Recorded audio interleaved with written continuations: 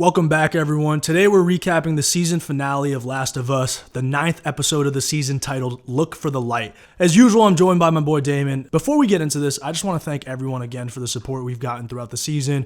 This channel started right around the release of the first episode, and now it's grown way faster than both of us could ever imagine. Excited to bring y'all more content in the future. But hey, enough of that lovey-dovey shit. It was a short finale, Damon. Initial thoughts before we jump in with the scene-by-scene recap. I would like to repeat the old phrase, all good things must come to an end. This has been a great season overall. Better show than I expected, to be honest, as well. And definitely thank you all for listening. It means a lot to us. We see a pretty substantial recap at the beginning of this episode, and I think that tells us all we need to know. We see a lot of loose ends that are going to come up and may not ever be tied up after the end of this finale. I don't think there's been a more anticipated TV finale in quite some time. Yeah, absolutely. Highly anticipated, and I really think it delivered. We start off with a pregnant woman running for her life in the woods as an infected is chasing her. She makes it to this abandoned farmhouse in an open field, and she yells, "It's me," as she busts inside, but no one is there. Side note, the actor playing this woman is named Ashley Johnson, and she does the voiceover for Ellie in the actual video game. Pretty cool. Anyways, the woman makes it up to the top floor where her water breaks. Jesus Christ, it's not looking good. She tries to lock herself in this room by barring the door with a chair. As she collapses to the ground in pain, we hear noise of the infected coming closer. The woman pulls out a switchblade, but drops it due to the immense pain of her pregnancy. The infected is pounding on the door and breaks in and charges the woman. She's doing her best to hold off the attack, and eventually she manages to stab the infected in the side of the neck. As the infected dies, the woman hears the crying sounds of a newborn, and she looks down and realizes that in the stress of the attack, the baby popped out. That's the good news. The bad news is that she was bitten in the leg. Fuck. Meanwhile, the umbilical cord is still attached, and the woman cuts it off herself with the switchblade. What a fucking warrior. The baby seems to be perfectly healthy, also looking very realistic, man. I'm half serious when I say that HBO might have raided a few hospitals and stolen an actual baby. The woman names the baby Ellie. So now most of us watching probably already guessed that this baby is Ellie, especially with us seeing that her mother was bitten when the umbilical cord was still attached, but now we get an actual confirmation. This also means that the flashback is from 14 years prior, which should be sometime around 2009 because Ellie is 14 in 2023. Ellie's mother holds her and caresses her while we fade out to the intro. What a powerful opening scene. Damon, before I ask you for your thoughts, let me say something real quick. We're doing this video during March, which is Women's History Month, and we just got to give a shout out to all the women out there. Shout out to our viewers who are also women. Damon, what do you think about the scene? Shout out Ellie, honestly, because what an origin story. And the comment you made about the casting, everything looked like this could actually be Ellie's mother, which was pretty wild. That old farmhouse gave some serious Texas Chainsaw vibes when she's approaching and running up. It wouldn't be a true Ellie origin story without our fair share of just like grimacing and just grisly scenes of how her mother had to basically fight for Ellie's life. The show's done a really nice job keeping the infected as a terrifying entity. A lot of stuff that involves any whether it's a mutant or a zombie of some sort, eventually it seems either overly animalistic or kind of goofy or silly in a way. But the cordyceps and the infected remain just super terrifying, even when they're not on the screen and you just hear those voices coming from a distance. There's a huge mixture of this tenderness and this horror when Ellie's born, in my opinion, because you have the idea of somebody entering the world and the idea of somebody exiting the world, if that makes sense. I mean, her mother was bitten, so there's only a matter of time before something goes down one way or the other. Really crazy scene to set the stage for us, but I'm into it. All right, back to the scenes. It's now nighttime at this same farmhouse, and we see Marlene arrive with the rest of the Fireflies. They enter the house, and Marlene notices a broken window, which tips her off to the presence of the infected. As Marlene is cautiously walking up the steps, she asks for Anna. So now we know that Anna is Ellie's mother's name. Marlene pulls up to the top floor and hears Anna singing softly. She enters the room and sees Anna sitting there holding Ellie in her hands. Anna has a switchblade to her jugular, most likely to kill herself in case she starts to turn. Marlene notices the bite mark on Anna's leg and immediately understands what happened. Marlene says that they were delayed getting out of the zone, but Anna says it's okay, it's not your fault. Anna was obviously a Firefly with Marlene back in 2009. Anna tells Marlene that Ellie is hungry and needs to be fed, but Anna doesn't want to nurse her because she's been bitten. Anna then lies to Marlene and tells her she cut the umbilical cord before she was bitten. Hey man, that's totally understandable. Marlene would have killed Ellie right then and there if she knew the truth. Anna then begs Marlene to take Ellie to Boston and make sure she's safe. She also wants Marlene to give Ellie the switchblade. Marlene says she can't do that, but Anna pulls the how long have we known each other card, and Marlene has no choice but to oblige. Anna asks Marlene to kill her because she's going to turn soon. Marlene says she can't kill Anna, but Anna cries and begs for death. Marlene then takes Ellie out of the room and hands it to another Firefly. She tells him to cover Ellie's ears, which the guy doesn't fucking do. Marlene goes in and shoots Anna in the head. Meanwhile, Ellie is crying because that fucking idiot didn't cover the baby's ears. This guy only had one job, and he just let a newborn's sensitive ears hear a gunshot from a few feet away. Not to mention that gunshot is the one that killed the newborn's mother. Like I said, I mean, if this is the type of people that are working for the Fireflies, man, they're fucked. Complete incompetence. Marlene takes Ellie away from the bozo Firefly, and then we cut to Ellie in the present day. Very good time to take a break and discuss, Damon. This scene felt important because we got a glimpse of a character we really haven't learned much about, Marlene. I mean, how much total screen time have we had for someone that's supposed to be a pretty pivotal plot point when it comes to the end of the road here? Very interesting, she doesn't actually let on about the fact she shares a past with Ellie too much in the beginning. That's why we get that element of surprise there when she kind of shows up to the farmhouse. Shout out to the real baby that seems to be an actual actor in this scene, right? That's definitely not CGI. Like, that was fresh out of the hospital, basically. Definitely excited to see where this comes from here, because this gives you a hint that there's a good chance we see Marlene appear again in the episode. We're now back in the present day where Ellie and Joel are still searching for the Fireflies. You can tell Ellie is immensely rattled by her experiences in the previous episode with David, so she's kind of quiet and distant. Meanwhile, Joel is in full dad mode, trying to cheer Ellie up by saying he found some Chef Boyardee and a game of Boggle. As the two head out, Joel mentions that he saw a smashed up guitar in the RV, and he wonders if Ellie would be down for Joel to teach her sometime. Ellie is in her own head and takes a while to respond. We see that they're about to enter Salt Lake City. As they enter the city, Joel is about to break down their plan, and Ellie cuts him off because she already knows it. We're gonna go around the rubble, find a skyscraper, and look around. Joel fucks with her and says instead they're gonna use some dynamite to blow up the rubble, which Joel found in the RV. Ellie believes Joel, but Joel's obviously just fucking with her. Classic dad jokes to try and break down the barriers of a teenage daughter. The two of them make it to his building where Joel gives Ellie a boost so that she can make it to the next floor. There's a ladder up there that Ellie can then drop down to let Joel get up as well. Ellie is still just quiet and in her own head. Clearly, she's still very traumatized by her bad experience at Silver Lake. She almost got sexually assaulted by a pedophile cannibal fake preacher and then had to kill him and his lackey, so totally understandable. Anyways, Ellie goes to the next floor and she almost hits Joel with the ladder when she drops it because she's distracted by something else. Joel finally gets up and has to run to catch up with Ellie because there's something fascinating that has caught her eye. Joel finally catches up to Ellie and we see that it's a giraffe chilling and eating leaves. So I looked this up and apparently the giraffe was actually real and not CGI. The CGI is in the background, so that's pretty wild. Side note, Damon, a few years ago I was visiting the San Diego Zoo and I accidentally took too many edibles. I thought I only took 10 milligrams, but it was closer to 40, and those were extremely high THC content edibles. I was at the zoo and saw the giraffes and their beauty brought tears to my eyes. I also saw a rhino close up and had a complete fucking meltdown because of how detailed the rhino's armor was. No idea why that's relevant to this, but I had to bring that up. Anyways, so the giraffes seem to reignite the Joy and Ellie again, and she's laughing and having fun like a kid.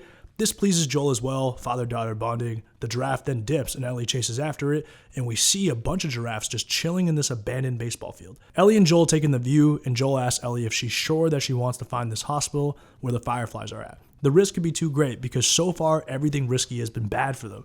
Ellie is adamant that they continue the mission because they've been through too much for these sacrifices to mean nothing. When they are done with the mission, Ellie says she'll follow Joel wherever he goes, but they have to finish what they started. Joel nods and agrees. What you think about that, Damon? First off, man, we've all been there. You think you're taking 10, you end up with 40, and then you're on a pretty jarring experience overall. So, it's a safe space. You can let that kind of content out here. Very smooth reveal, camera work-wise and editing-wise, right from the ending scene with Ellie as a baby, presumably moving on to her future, right into Ellie's distant contemplation with that ringing in the air. She's got a lot on her mind because even though she's getting closer to the main goal, right? Who knows what's going to happen? There's a ton that's hanging in the balance, and like you said, that residual trauma from before is not going to help things at all. We do see Joel occupy the role of the more cheerful one, which seems like a little off, but he is trying, right? Revealing kind of more about himself the whole way through. He's opening himself up a little more. We can all see that. He seems like he's all in. This is him now, right? Regardless of the mood, their rapport is super strong. I like the way their chemistry has come along, especially since the first couple episodes when, by character, they were very standoffish. There's a complete 180 since then, which we kind of expected. I like it when Ellie's having fun and gets to actually be a kid, right? We get these small moments of joy and relief all season long, and those little glimpses kind of help keep you going when most of the show revolves around plot points of death and peril. So kind of a nice bright spot. Joel's cold feet to me felt really symbolic. He's ready to hang it up and basically be a dad again, right? Ellie definitely feels a stronger sense of duty, which does calculate because it's kind of murky as to whether Joel's really into this cause or he's kind of just been a guy for hire who now has found a purpose he never intended upon. He wasn't really looking to be a hero in any sort of way, in my opinion, at least. One thing I do gives me shivers every time I see it when I've become invested in both characters. The delayed promise, right? No, we'll do that later, I promise. Like, oh, we'll get there someday, I promise you. Always gives you that dread in the pit of your stomach when a character gives that one out. So that one really kind of had me looking over my shoulder. All right, back to Joel and Ellie, who are currently walking through the city. And as they're walking, we see a lot of abandoned medical equipment and tents. Joel says that these tents were put up by the army as emergency outbreak camps just a few days after the outbreak, but obviously they didn't last long. Joel was actually in one of these tents. Ellie asks if Sarah was in one as well, but Joel tells her that she passed away before that. Ellie then asks Joel why he was at the tent, and Joel responds that it was for the gunshot that almost killed him and caused the hearing damage in his ear. Happened on the second day of the outbreak. As Ellie makes a joke about the military being better at stitching Joel up than she was, Joel lets it out that he actually tried to shoot himself. He was the guy who shot at himself and missed. It's a startling confession, and as they sit down, Joel says that when Sarah died, he didn't see the point in living anymore. He wasn't scared either, he was ready for death. So as he went to pull the trigger, he actually flinched, and the shot missed. Ellie says that time heals all wounds, and Joel looks at her tearfully and says that it wasn't time that did it. Wow, very emotional. They share a moment, and Ellie then says, okay, let's get going. As they continue walking through the city, Joel mentions that he's in the mood for shitty puns. Ellie whips out the pun book and starts dropping them while Joel rates them out of 10. We then see some men in the background approach and drop flashbangs, which knocks Ellie and Joel to the ground. They take Ellie and knock Joel out with the butt of the rifle. Another perfect time to take a break. That reveal from Joel of the attempted suicide makes a ton of sense. But at the same time, we can kind of connect it to the fact that he sort of feels purposeless ever since the death of his daughter. He's got no direction, no rudder. Anytime somebody's tossing back the amount of pills and booze that Joel was towards the beginning of the season and basically just living like a devil may care, who gives a fuck lifestyle, you gotta ask some questions like that. This is probably the most he's opened up to anybody ever. So I think this represents kind of an astounding leap forward for their relationship and like how much he cares for Ellie in general. Or the lines, I'm glad that didn't work out, me too. And then just stifle those tears back. Like that hits you right in the feels, man. We now cut to Joel waking up in the hospital, which is controlled by the Fireflies. So we know that the Fireflies have actually successfully made it to Salt Lake City and they've established themselves here. Marlene is there when Joel wakes up, and she explains that her Firefly patrol didn't know who they were. Joel immediately asks about Ellie, and Marlene says that she wasn't hurt. Marlene says that she lost half her crew crossing the country. She had 5 men tasked with protecting her, and she still almost got killed. Yet somehow Joel managed to get Ellie safely across. How the fuck did he do it? Joel mentions that Ellie played just as big of a role, but Marlene doesn't buy it. She says she's now in debt to Joel. Joel doesn't give a fuck and he wants to be taken to Ellie, but Marlene says that they can't do that because Ellie is being prepped for surgery. The Firefly doctor believes that the cordyceps has grown with Ellie since birth, and it produces a kind of chemical messenger that makes normal cordyceps think that Ellie is cordyceps, hence why she's immune. The doc plans on removing the cordyceps from Ellie, multiplying the cells in a lab, then producing those same chemical messengers to give as a cure to everyone. Joel isn't stupid, and he realizes that cordyceps grows in the brain, so the surgery will essentially kill Ellie because they have to harvest her brain. Joel is very not down for that. He tells Marlene to find someone else, but Marlene says there's no one else. They also haven't told Ellie about any of this, so Joel's pissed and demands to be taken to Ellie, but a Firefly henchman hits him in the stomach with his rifle. Joel begs for Marlene to spare Ellie. Marlene confesses that she was there when Ellie was born, and she promised Ellie's mother that she would save her. Marlene tells her henchman to escort Joel to the highway, and if he tries anything, shoot him. Marlene does give Ellie's switchblade to Joel as a gift. Before we hit the next scenes, I feel like there's some stuff we gotta discuss. Joel's awakening to Marlene kind of feels like a game recognized game moment where Marlene really gives Joel more respect than he's had from anybody all season long, if I had to say. Aside from maybe Bill, that was the only other point where when Joel really got his just due for, what he was doing. My question is, why does Marlene tell him this? Why does she tell him the whole plan of what's going to go down with Ellie? Because based off their perceived connection and how Joel looks when he's hearing the news about her, how could you get the impression that that was going to go well and that it was a good idea to telegraph your plan to the most dangerous guy in play right now? It's like when the Riddler goes and tells the Batman his whole plan in the last Batman movie. It's like, God, I get why you did it, I guess, but you really fucked up your chance at success here. Now that we've seen how Ellie was actually born, it makes a lot of sense that she's one of the only ones around, because what kind of birthing scenario really features like somebody being bit by an infected, having the baby before becoming infected, and the baby not dying due to the infected? Like, it does seem like there are slim odds, so that adds up a lot too. Maybe Marlene really gets it, but she's kind of tying her hopes to a theory that's risky at best. You're telling me there's no, I guess science has been depleted, but to me it feels like there would have been another way. Again, I could be totally wrong. There could be some detail that I'm missing from the video game or something in that respect, but it seems like there had to have been a better medical solution than simply, we're gonna have to, take her brain out right now, and that's gonna be the end of that. Yeah, exactly, Damon. I agree. Look, we understand that the point of it is to spark a philosophical debate. Like, you're supposed to assume that the surgery can work because the debate is supposed to be centered on whether you sacrifice one for all, right, for the greater good. But, both of us, when we were watching this, we couldn't help but think like, hey, man, like, maybe you should get a second opinion. But anyways, as Joel is being escorted out by the two goons, he continues to test them by stopping randomly. He clearly wants to gauge their abilities and think of a way to escape. As they head down the stairs, Joel stops again in the stairwell, and as one of the Fireflies nudges Joel forward, Joel turns around and elbows the man in the face, snatches his rifle, and shoots the other guy in the chest, killing him. Joel then shoots the surviving Firefly in the leg, and he asks where Ellie is. The soldier says, "Fuck you," and Joel says, "I don't have time for this," and kills him. Alright, it's rampage time. We hear the Fireflies on the radio scrambling to get ready, but they are no match for Joel. He's got an assault rifle and starts clearing out the entire hospital like he's prime John Wick. The background noise is completely muddied and filtered out and replaced with these beautiful string sounds from a violin, basically simulating Joel being in the fucking zone. He starts moving floor by floor and just taking out Fireflies out one by one. I get that Joel is elite, but if you're the Fireflies and you let this one guy take out the most important base you have, you suck. You fucking suck. Are all the Fireflies just comprised of Fedra rejects? Anyways, we see this one Firefly soldier putting down his gun and surrendering to Joel, but Joel doesn't care and just murks him anyways. By the way, Joel is pretty much going for one-shot kills when he can to save ammo. He's being a cold-blooded killer.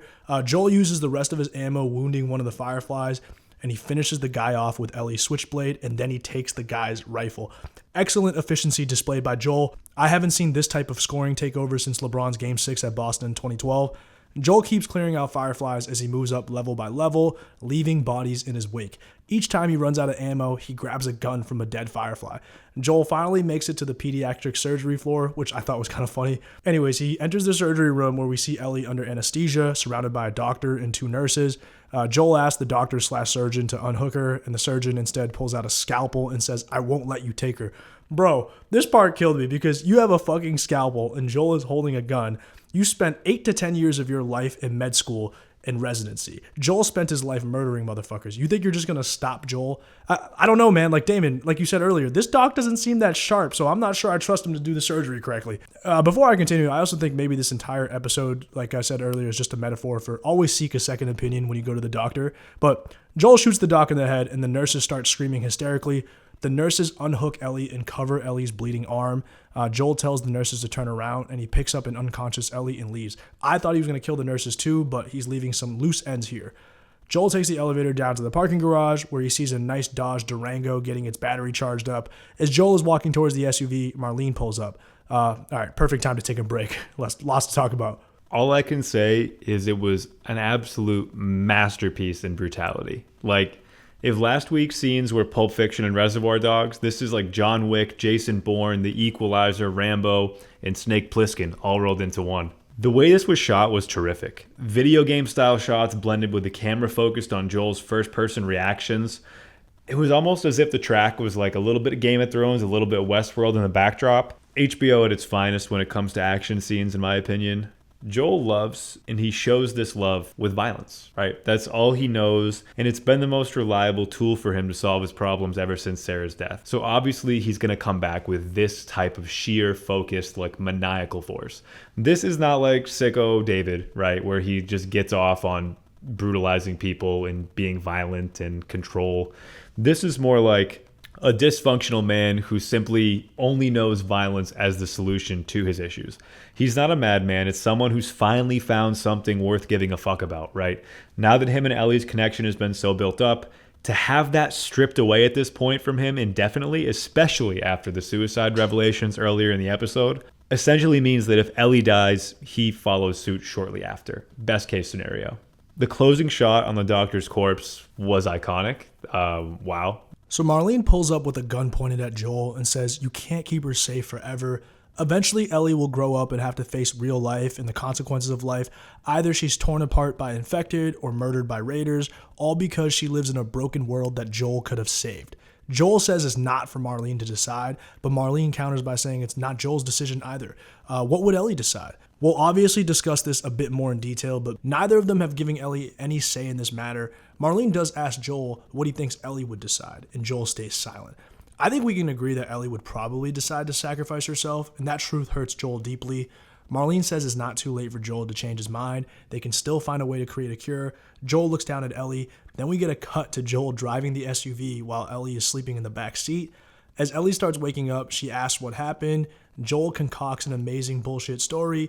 According to Joel, there were a lot more like Ellie who were also immune. The Fireflies were unable to find a cure. And then what do you know? Raiders came by and started a gunfight and everything went to shit. As Joel is telling this bullshit story, we see scenes of Marlene lowering her gun and cautiously walking up towards Joel. Joel says the Fireflies have stopped looking for a cure. Ellie asks if people were hurt, and Joel responds with yes. Ellie then asks if Marlene is okay, and all Joel says is, "I'm taking us home." We see what actually happened. Joel had a gun concealed in his hand the entire time while he was holding Ellie and talking to Marlene. As Marlene lowered the gun, Joel took the opportunity to shoot Marlene in the stomach. As Marlene is begging for her life, Joel walked up and shot her in the head, because if he kept Marlene alive, Marlene would just come for Ellie again. This shit is so fucking crazy, man. Wow, Joel didn't even hesitate. So all right, we gotta discuss this shit, bro. Yeah, Marlene, you're just gonna want to let Joel go. This whole Firefly utilitarianism pitch hasn't landed yet, and it's probably not gonna. She definitely should have just let that one slide. I thought the quote from Joel, "but it isn't for you to decide," was pretty impactful. It connects to what you were talking about in general. Like, would Ellie have sacrificed herself? She very well might have. That's definitely true. She is that kind of selfless person. She clearly cares more for the world than Joel does, just because of his cynicism. If Ellie would have wanted to do what's right, then why didn't they just give her the straight pitch the first time around and tell her what was going down? Because the idea that they took her in and she didn't know what she was signing up for and it was going to result in her death when they knew she would have said yes anyway doesn't really hold a ton of water to me. Seems kind of off. So I think the truth is definitely somewhere in the middle on that. But at the same time, the Fireflies were definitely being scumbags in a sort. Neither of these people are right. I mean, it's a philosophical divergence point. And like you mentioned, like, granted, you probably should have just left it up to Ellie and not hooked her up with whatever fentanyl and like knockout gas they gave her to kind of put her up for the surgery. Joel's lie here, I like how they spliced the flashback scenes together. It really built a lot of tension up, and each subsequent scene would directly contradict everything Joel was saying, which honestly made it kind of like in a dark humor sort of way really land there too. He's always been super honest with Ellie, especially lately, right? He's been too honest, if anything. So it seems like he's reached this point of no return that's definitely going to bite him in the ass at some point. One parallel worth mentioning, though, the fact that Ellie's life has now been secured twice through lies in such a way, right? We had Ellie's mom, that was an initial lie. Joel lying, like, is that lie a symbol of love? Is it a symbol of selfishness? What does that really contain within it? And I think that's a really important philosophical question to ask yourself throughout this episode. You can tell from Ellie's face that she knows something's up here and she's not quite buying Joel's total apology. Marlene's execution does just tell us what we've been thinking the whole time. It's all about preservation of Ellie at this point for Joel, right? If Joel is so desperate to secure that, I mean, you're not going to stand in the middle of that. And it's what's keeping him going. Like, it's his lifeblood. He's just not giving that shit up. All right, back to the recap. We've seen scenes of Joel and Ellie driving through the Pacific Northwest and finally reaching Wyoming. The car eventually dies, but they are a mere 5-hour hike away from the commune. As Joel and Ellie hike through the woods, Joel mentions that he and Sarah used to hike like this all the time. He makes some comparisons between Sarah and Ellie. Sarah was taller, had a better smile, and was girlier. Ellie is funnier. All right, Joel, what the fuck, man? Don't do this comparison stuff. Anyways, Joel does say that Sarah and Ellie would have been friends for sure.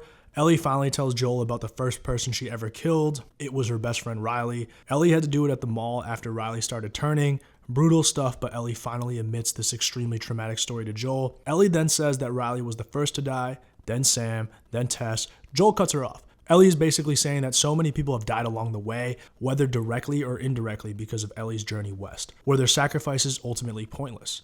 Joel tries to rationalize with Ellie that it'll be fine, but Ellie makes Joel swear to her that what he told her about the Fireflies is true. She's looking directly at Joel and he says, "I swear." Both of them know that it's a lie, but you can see Ellie begrudgingly accept it or at least pretend to believe it. The episode then cuts out and the season is over. Wow, Damon, talk to me. Again, one of the opening shots in this sequence with Ellie tracing the cordyceps on her forearm just seems, I hate to use this word 17 times in one recap, but pretty symbolic of just what has happened, whether or not she's still this missing link that she thought she once was, and pretty much how this affliction continues to shape her life and affect her psyche as far as the guilt that she feels and the future she sees for herself.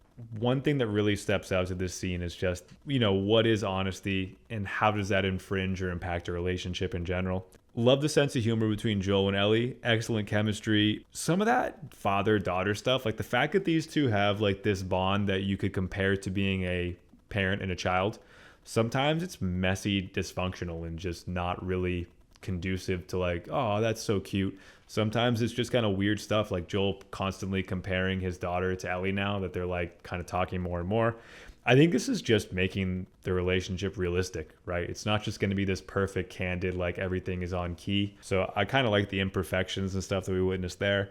Ellie's big reveal about Riley, just the callback to Joel's scar reveal, like she's putting all her cards on the table too. So now it's like they're even and they're kind of level. But the wedge between them for next season is going to be tremendous. Like there's simply no way that it doesn't rear its head. I think we're looking at a very different source of tension for these two as a result. It's been awesome just being able to do this here and cover this stuff. I definitely didn't think I'd get into the show as much as I did.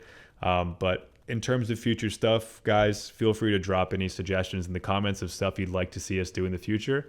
It was great working with you, Chen, and I'll definitely be back in the future. Yes, sir. It was an honor indeed.